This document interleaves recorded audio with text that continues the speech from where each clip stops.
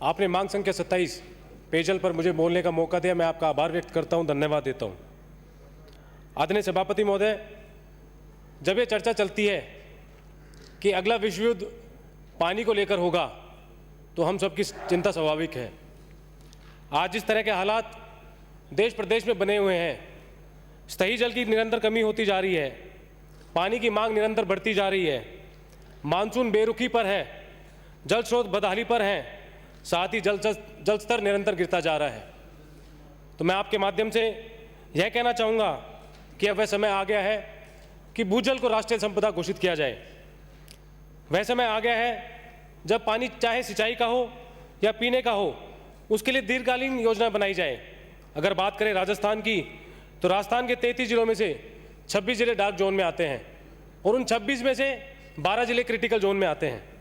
आदरणीय सभापति महोदय, अगर मैं बात करूं मेरे विधानसभा क्षेत्र मुंडावर की, तो वहां पर लगातार 2 साल से पानी की समस्याओं के लिए मैं निरंतर आदरणीय मुख्यमंत्री जी से, आदरणीय मंत्री जी से और सरकार के अधिकारियों से मिलता आया हूं।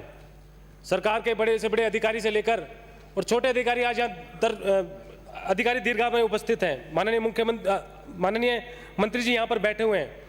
अगर मैं बात करूँ मेरे विधानसभा क्षेत्र मुंडावर के कुछ गाँवों की, तो मुंडावर कस्बे के साथ साथ ततारपुर, बडली, इकरोटिया, नारेड़ी, सोरका खुर्द, मातोर, बिटोली, बड़ी, जिंदोली, कादरनगला, खुशालबास, क्रूंद, अजीजपुर, बेहरोज, नांगल सिंगल का, खानपुर, मेवान, खरेटा, सुएठा, सोरखा कला, चकोलिया, रैनागढ़, सबलगढ़, रायपुर, रानो, टेड़का, श्योपुर, प्रेल, ये ऐसे गांव हैं जहां पे पीने के स्रोत लगातार कम होते जा रहे हैं, नलकूप सूखते जा रहे हैं, सिंगल फेस 3 फेस बोरिंग सूखते जा रहे हैं और इन गांवों के आसपास कोई भी पीने के भूजल स्रोत नहीं है। मैं कुछ देर पूर्व एसीएस साहब यहाँ पर बैठे हुए, उनसे मिला था। आदरणीय मुख्यमंत्री जी मैं इस प्रस्ताव को लेकर मिला था कि हमारे यहाँ पर साबी नदी, सोडावास कस्बे से साबी नदी निकलती है। साबी नदी के अंदर इतना पानी है कि आने वाले कुछ सालों तक, 10-15 सालों तक इन सभी गांवों को, 20-25 गांवों को उससे योजना बनाकर, जेजेएम के तहत उसमें योजना बनाकर इन 20-25 गांवों पर वहाँ पर पीने के पानी की व्यवस्था की जा सकती है। एसीएस साहब ने मेरे सामने आदरणीय चीफ सेक्रेटरी साहब को फ़ोन किया, चीफ इंजीनियर साहब को फ़ोन किया। उन्होंने मेरे सामने उनको निर्देशित किया कि आने वाली 3 मार्च को जो जेजेएम की मीटिंग होने वाली है, आप इन गांवों की योजना बनाकर, जेजेएम के तहत इन गांवों की योजना बनाकर उस मीटिंग के अंदर प्रस्तुत करें। पर जहां तक मेरी सूचना है, इनकी अभी तक कोई भी योजना नहीं बनाई गई और ना ही उस मीटिंग के अंदर इनको रखा गया। तो आपके माध्यम से सरकार से निवेदन करना चाहूँगा कि ऐसे गाँव हैं जहाँ पर पीने के पानी की इतनी ज़्यादा किल्लत है। आज तो सरकार की वजह से किसान के नाम पर लोग हाईवे पर बैठे हुए हैं। पर मैं आपसे कहना चाहूँगा, कुछ दिन बाद ही गर्मी का माहौल जिस तरीके से बढ़ रहा है, मेरे विधानसभा क्षेत्र के लोग रोडों पर आएंगे और रोड ब्लॉक करेंगे, तब मैं यही सरकार हमारे विरुद्ध काम करेगी। आदरणीय सभापति महोदय, मेरे विधानसभा क्षेत्र मुंडावर के अंदर शाजापुर और नीमराना 2 ऐसे बड़े कस्बे हैं जिसके अंदर औद्योगिक क्षेत्र हैं और आने वाले समय में औद्योगिक गतिविधियां और ज़्यादा बढ़ने वाली है। तो मैं आपके माध्यम से सरकार से निवेदन करना चाहूँगा कि इन दोनों कस्बों को भी शीघ्र जल जीवन मिशन के तहत जोड़कर इन दोनों कस्बों को भी योजना बनाकर और जल जीवन मिशन में लाभान्वित किया जाए। आदरणीय सभापति महोदय, कुछ दिन पूर्व भी मैंने स्थगन प्रस्ताव के माध्यम से सरकार से निवेदन करा था कि पंचायतों के जो पंचायत के अधीन आने वाली बोरिंग के कनेक्शन है वो काट दिए गए हैं। अब जब पानी की उपलब्धता ही बहुत कम है और पंचायतों के बोरिंग के कनेक्शन काट दिए गए हैं, तो वहाँ पर पानी के लिए हाहाकार मचा हुआ है। मैं आपके माध्यम से, जलदाय मंत्री यहाँ पर बैठे हुए हैं और सौभाग्य की बात यह है कि वो खुद ऊर्जा मंत्री हैं, तो आपके माध्यम से उनसे निवेदन करना चाहूँगा कि उन कनेक्शन को पुनः वापस जोड़कर कम से कम उस क्षेत्र की जनता को, जहाँ पर पीने का पानी उपलब्ध है, उस क्षेत्र की जनता को लाभान्वित किया जाए। और उनसे एक और निवेदन और एक और आग्रह देना चाहूँगा, मेरा सुझाव देना चाहूँगा कि समय समय पर इन दोनों विभाग की, जलदाय विभाग की और ऊर्जा विभाग की, महीने के अंदर कम से कम एक जिला लेवल पर मीटिंग करी जाए, जिससे कि इन दोनों विभाग का सामंजस्य बनाए और आने वाले समय के अंदर जनता को लाभ मिल सके। आदरणीय सभापति महोदय, अभी थोड़ी देर पहले सूरजगढ़ से आने वाले माननीय सदस्य ने भी चिंता जाहिर की थी।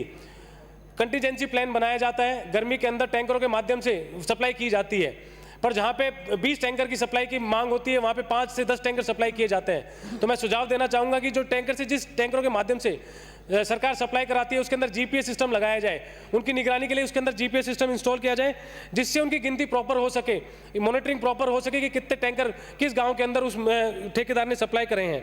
माननीय सभापति महोदय, आपसे एक और निवेदन करना चाहूँगा, एक और सुझाव सरकार को देना चाहूँगा। सरकार गाँव के अंदर सीवर लाइन सैंक्शन करती है, जो पानी होता है व्यर्थ नालों के अंदर बहकर कहीं और नालों के अंदर बहकर निकल जाता है। तो मैं आपके माध्यम से सरकार को सुझाव देना चाहूँगा कि वाटर हार्वेस्टिंग का प्लान बनाया जाए, गांव के अंदर भी कुइयाँ खोदी जाएँ, जिससे कि वाटर हार्वेस्टिंग होगी तो ग्राउंड लेवल ऊपर आएगा और आने वाले समय के अंदर लोगों को लाभ मिलेगा। आदरणीय सभापति महोदय, कुछ दिन पूर्व आदरणीय मुख्यमंत्री जी ने बजट घोषणा के अंदर 10 सोलर पंप की घोषणा करी थी। मैं जानना चाहूँगा कि 2019 के अंदर जिन सोलर पंप की घोषणा की गई, जिन सोलर पंप को मेरी अनुशंसा की गई, आज तक मेरे विधानसभा क्षेत्र में माननीय मंत्री जी यहाँ पर बैठे हुए हैं, 10 में से कितने सोलर पंप 2 साल के अंदर मेरे विधानसभा क्षेत्र में चालू हो गए हैं? आपको बताना चाहूँगा, एक जगह एक गाँव तो मेरे विधानसभा क्षेत्र का ऐसा है जहाँ पे किसी भी व्यक्ति ने अपनी ज़मीन दान नहीं करी। मेरे कहने से एक व्यक्ति ने अपनी ज़मीन दान करी, 10 बाय 10 की अपनी ज़मीन दान करी। उसके बाद गांव के लोग विरोध में उतरकर आ गए कि साहब इसकी जगह यहाँ पर सोलर पंप नहीं लगना चाहिए, हम आपको दूसरी ज़मीन दे देंगे।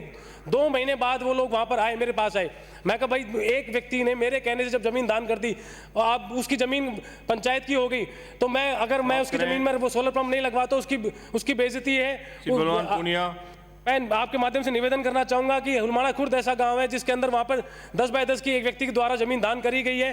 तो मैं आपके माध्यम से सरकार के मंत्री एसीएस साहब यहाँ पर बैठे हुए हैं और एक्शन साहब को, एससी साहब को निर्देशित करें कि उस व्यक्ति की जमीन के अंदर वहाँ पर सोलर हैंड पंप लगाया जाए। आपके माध्यम से एक आखिरी बात कहकर मैं अपनी बात को विराम दूंगा। 2019 के अंदर माननीय मुख्यमंत्री जी ने अलवर, भरतपुर और धौलपुर के लिए चंबल अलवर परियोजना के तहत 14 कस्बों और 3072 गाँवों के लिए योजना बनाई थी। मैं जानना चाहूँगा माननीय मंत्री जी से 2 साल के अंदर इस योजना पर कितना काम हुआ है, और हाल ही में की गई बजट घोषणा के अंतर्गत माननीय मुख्यमंत्री जी ने इसरदा बांध से हमारे क्षेत्र के अंदर उमरैन, रैनी, बांसुर, थानागाजी, राजगढ़, कटुमर, लक्ष्मण और बांसुर के 4 कस्बे और 1061 गाँव के लिए योजना बनाई है।